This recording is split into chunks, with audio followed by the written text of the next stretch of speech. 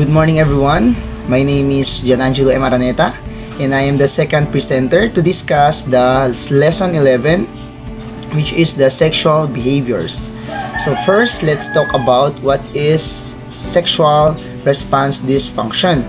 So sexual dysfunction has two, which are the sexual desire disorder. So first, let's talk about the sexual desire disorder. So when an individual has a low level of desire or has an aversion to sexual activities, so like for example about the sexual desire disorder is absent or reduced sexual excitement or pleasure during most sexual activities. So the second one is the sexual arousal disorder. So the sexual arousal disorder, it is when an individual has problems in achieving necessary psychological state for copulation and erectile dysfunction in males. So like for example is sexual interest arousal disorder is characterized by absence or decrease in sexual interest, initiation of sexual activities. So it is a pleasure, thoughts and fantasies, absence of response, desire, or a lack of subjective arousal or a physical genital response to sexual stimulation and non-genital or both.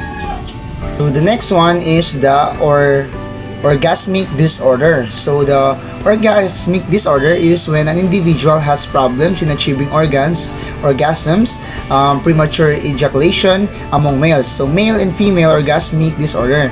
So like for example is orgasm disorder happens when you don't have orgasms. So it takes a long time for you to orgasms. So you have orgasms less often that you would like, or your organs aren't as strong as you would like, and you feel sad or worried about it.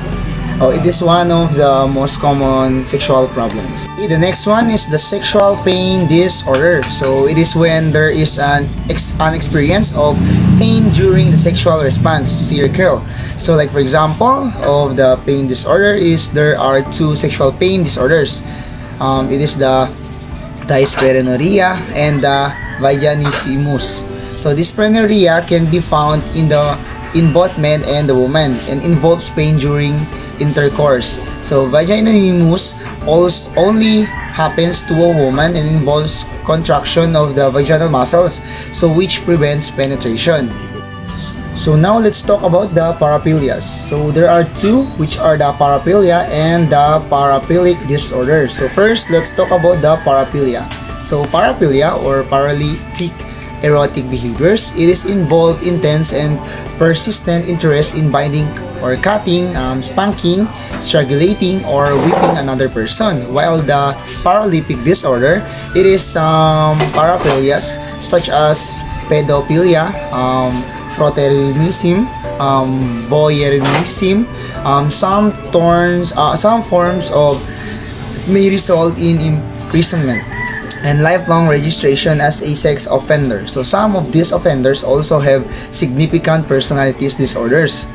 So example is the antisocial and the narcissistic, which make treatment and difficult. Some of the common paralytic disorder are as follows. So we have here exhibitionism, fetishism, frotteurism, pedophilia, sexual masochism, sexual sadism, transvectic fetishism, and voyeurism. So first, let's talk about the exhibition. So exhibition is typically when a person engage in exhibitionism. So their victims are strangers. For example, they might be in public or shopping center while wearing a long coat and often it to expose their nude body underneath to passerby. The next one is the fetishes or fetishism. According to the study, the most common fetish involve body parts such as feet or body features such as obesity, piercing, or tattoos. That feet are by the far of the most common. So body fluid, body size, and hair fetishes aren't far behind. So the next one is the frotteurism. So the frotteurism, it is the most common form of behavior in rubbing an individual's genital against the victim's tights or buttocks. So the act is usually conducted in a wide variety of crowded public setting like public transportation, subways, elevators, mall, or other crowded places. The behavior are usually repetitive. So the next one is the pedophilia. So the pedophilia, it is looking or genital touching, seems more common than touching the genitals or having sexual intercourse. So predatory pedophilias may use force or coercion to engage children sexually and may threaten to harm the child or the child's pets if the child tells anyone. Next one is the sexual masochism. So it is a behavior associated when sexual masochism disorder can be act out alone. So example is the blinding, sticking with pins, electric shock, and mutilation, or with a partner. So this is a physical restraint, blindfolding, paddling or spanking, whipping, beating, electric shock, cutting, panning, and piercing, and mutilation. Next one is the sexual sadism.